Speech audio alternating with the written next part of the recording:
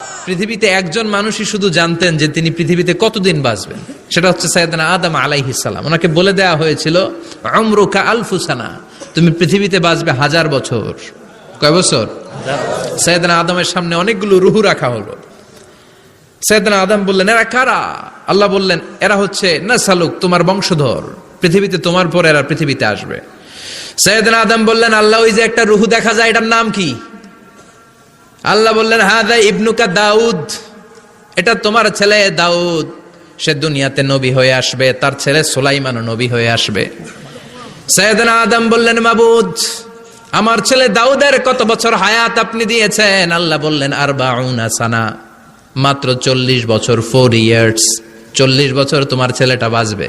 ও আল্লাহ, আমি বাঁচবো কয় বছর? তুমি বাঁচবা 1000 বছর। সুবহানাল্লাহ। সাইয়েদনা আদম বললেন, মাবুদ, এত ফুটফুটে সুন্দর আমার ছেলে দাউদ, মাত্র 40 বছর দিলেন কেন? জিদ মিন উমরিহি, বাড়ায়া দেন। কি করেন? সুপারিশ করতেছে পোলার লাইগা কে? বাবা। আল্লাহ আপনি বাড়ায়া দেন। আল্লাহকে বাড়ানো যাবে না, লেখা হয়ে গেছে। রুফিআতিল আকলাম ওয়া জাফফাতিস সুহুফ, কলম তুলে নেওয়া হয়েছে আর কালি শুকায় গেছে, আর কিছু করা যাবে? সাইয়েদনা আদম বললেন, মাবুদ, আমার 1000 বছর কেন দিলেন? আমার এই সুন্দর ফুটফুটে ছেলেটারে মাত্র শুধুমাত্র 40 বছর কেন দিলেন? ও মাবুদ, আমার 1000 বছরের দরকার নাই, আমার 1000 বছর থেকে 60 বছর আমি আমার ছেলেরে দিয়ে দিলাম। দাউদ আলাইহিস সালাম বাঁচবে 40 বছর, তো বাপ আদম যদি আরো 60 দেয়, 40 আর 60 মিলে কত হয়? 100। ভালো হিসাব বোঝে এরা, 100। আর আদম আলাইহিস সালাম পেয়েছিলেন 1000 বছর, 60 কমে গেলে রইল কত? 940 বছর পৃথিবীতে থাকার পরে মালাকুল মাউত চলে এসেছে। কারণ এটা on time, the death will come on time, it never late, কখনো দেরি হয় না। আল্লাহ বললেন, লিকুল্লি উম্মাতিন আজালুন ফাইযা জাআ আজালুহুম লা ইস্তাখিরুনা সাআতান ওয়া লা ইস্তাকদিমুন। মৃত্যুর একটা নির্ধারিত সময় আমি বেঁধে দিয়েছি, অন টাইম, অন টাইমেই চলে আসে, 1 সেকেন্ড আগেও আসবে না, 1 সেকেন্ড পরেও আসবে না। 940 বছর বয়সে মালাকুল মাউত এসে হাজির, এসে বলল, জিতু আন আকবাদা রূহাক, রূহ কবজ করতে আসছি। আদম আলাইহিস সালাম বললেন, রূহ কবজ করতে আসছো মানে? আমি বাঁচবো তো 1000 বছর। কয় বছর? মালাকুল মাউত বললেন, না না, ওই যে আগের কথা স্মরণ করেন, আপনি 60 বছর দিয়ে দিয়েছিলেন। কয় না, আমি দেই নাই, আমি আরো বাঁচুম, আরো 60 বছর পাওনা আছি, আমি দেই নাই। মালাকুল মাউত বললেন, আপনি দিয়েছেন? আদম বলে, দেই নাই। মালাকুল মাউত বলে, আল্লাহ ঘটনা দেখেন, দিয়া কয় দেই নাই।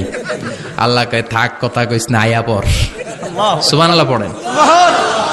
নাসিয়া আদম ফানাসিয়া বানু, ভুলে গেছেন উনি, আমরা ভুলে যাই, আমরা খেয়ে বলছি খাই নাই, নিছিলাম পকেটে, কয় নেই নাই। এরকম ডাকাইত আছে না নাই? নাসিয়া আদম ফানাসিয়া বানু, বিশ্বনবী বললেন, আদম ভুলেছে তো তার সন্তানরাও ভুলে যায়। জাহাদা আদম ফাজাহাদাত যুররিয়াতু, আদম অস্বীকার করেছে, তার সন্তানরাও অস্বীকার করে। সেদিন থেকে আল কিতাব ওয়া শুহুদ, মানে লিখে রাখার সিস্টেম আর সাক্ষীর সিস্টেম চালু হয়েছে। সুবহানাল্লাহ পড়েন। সুবহানাল্লাহ। 940 বছর বয়সে মালাকুল মাউত এসে আদম আলাইহিস সালামের রূহ নিতে পারে নাই। উনি 1000 বছর যখন হয়েছে তখন এসে সাইয়েদনা আদম আলাইহিস সালামের রূহ কবজ করেছে।